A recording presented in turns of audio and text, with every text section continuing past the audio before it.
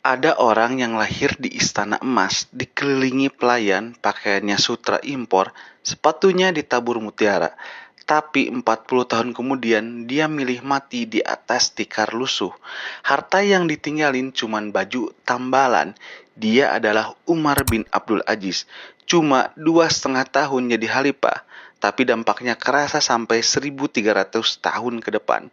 Karena beliau berani ngelakuin hal yang paling ditakuti pejabat, memberantas korupsi sampai ke akar-akarnya. Gimana kisah selengkapnya? Dari Umar kecil yang hidup mewah sampai jadi Umar yang bikin Baitul Mal kelebihan duit.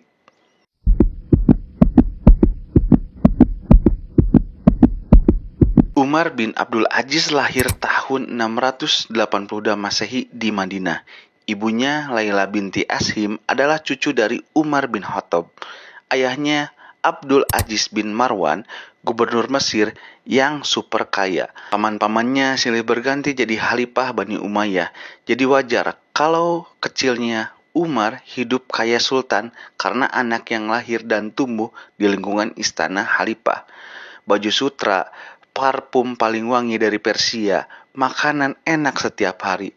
Tapi ada yang beda dari sepupu-sepupunya. Umar lebih senang duduk di atas majelis ilmu daripada pesta di istana.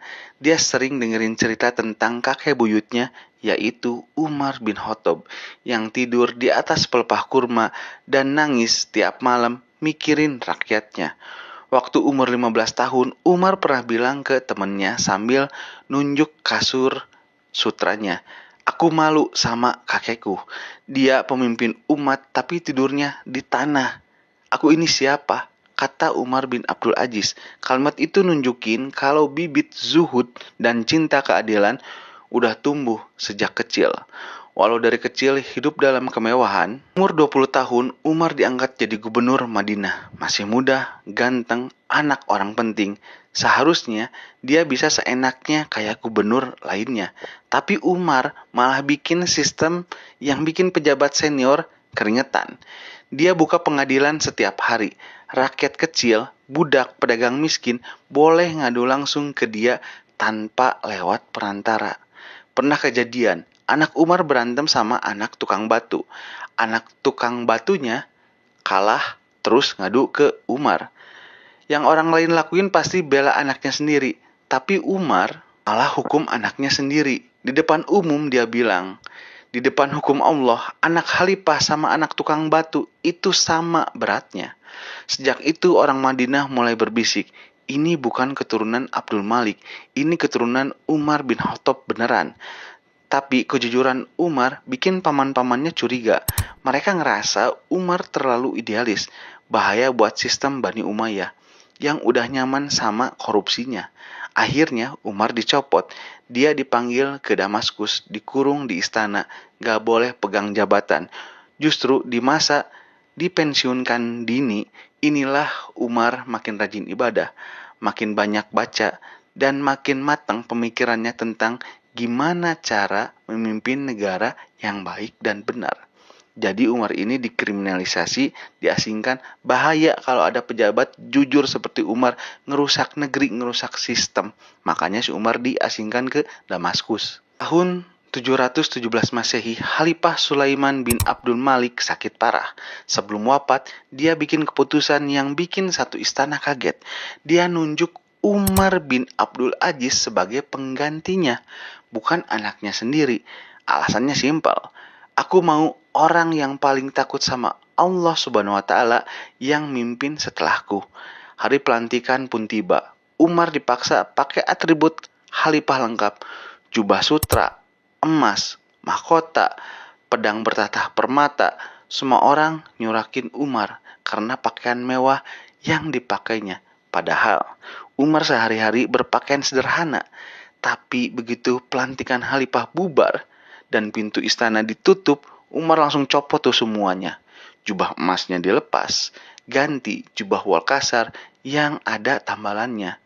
Terus dia panggil istrinya, Fatimah binti Abdul Malik. Fatimah ini anak orang kaya, juga hartanya segudang, perhiasan, emas, tanah. Fatimah istri Umar punya semuanya. Umar ngomong pelan tapi tegas, Fatimah, mulai hari ini aku jadi khalifah. Dan khalifah nggak boleh punya harta pribadi di atas harta rakyat.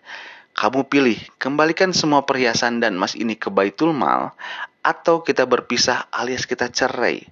Fatimah nangis semalaman, tapi akhirnya Fatimah memilih balikin semua tuh hartanya. Total nilai kekayaannya sampai miliaran, masuk ke kas negara semua. Hari pertama jadi pemimpin, Umar udah miskin. Dan itu sinyal keras ke seluruh pejabat zaman itu, jangan main-main untuk ngurus negara. Gimana cara Umar ngamuk ke para koruptor?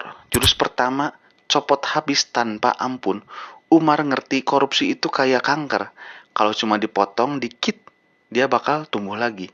Jadi hari pertama dia langsung audit semua gubernur di seluruh wilayah Islam. Hasilnya bikin kaget. 90% gubernur ketahuan korupsi. Ada yang ngambil tanah rakyat, ada yang main pajak, ada yang terima suap.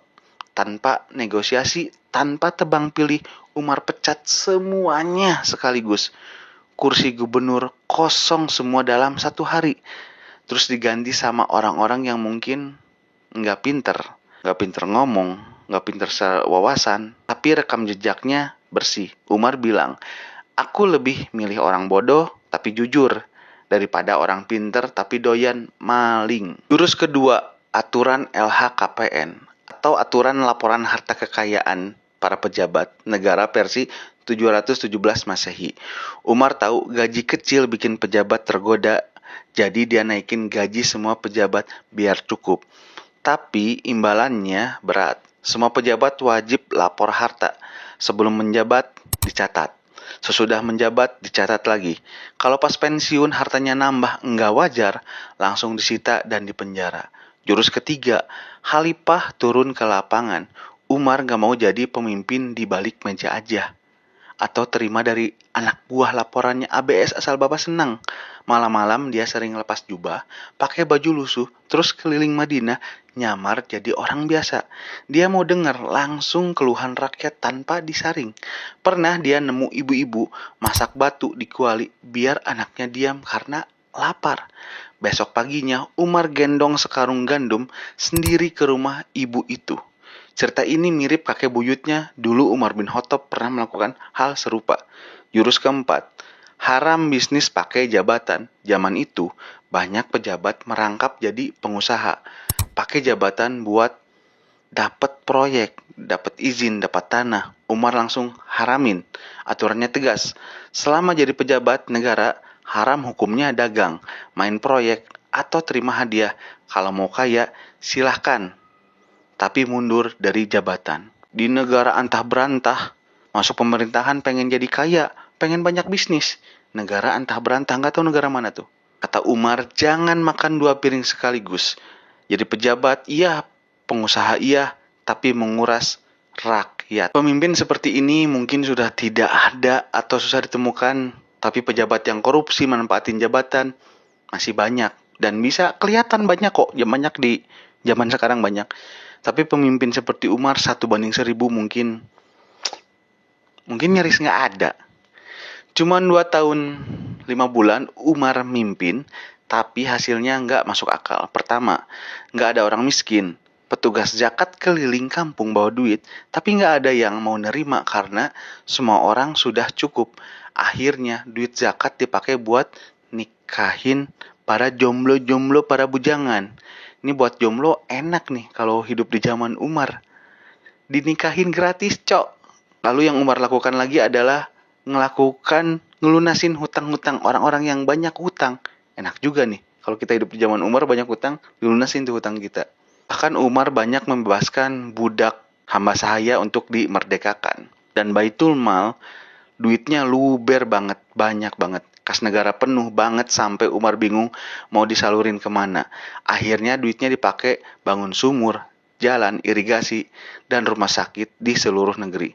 Ketiga, harga-harga anjlok karena nggak ada mafia dan pejabat nggak main harga. 1 dinar bisa beli 1 karung gandum penuh. Rakyat sampai bilang, zaman Umar, serigala pun jaga domba karena nggak ada satupun makhluk yang kelaparan. Sayangnya kisah indah ini nggak lama, pejabat korup yang dicopot nggak terima. Akhirnya Umar diracun pelayannya sendiri. Tahun 720 Masehi, umur 39 tahun, sebelum wafat, wasiat terakhirnya simpel. Kubur aku pakai kain kapan bekas, jangan pakai peti mahal, biar orang-orang tahu. Umar datang ke dunia nggak bawa apa-apa, pulang juga nggak bawa apa-apa. Setelah Umar wafat, korupsi balik lagi. Rakyat nangis 3 hari 3 malam. Memberantas korupsi butuh 3 hal. Keberanian, buat nyopot pejabat busuk, aturan yang jelas dan tegas tanpa tebang pilih. Plus pemimpin yang mau turun langsung ngerasain sakitnya penderitaan rakyat. Umar bin Abdul Aziz buktiin ke dunia, negara bisa kaya, rakyat bisa sejahtera, tanpa harus nyolong dari rakyatnya sendiri.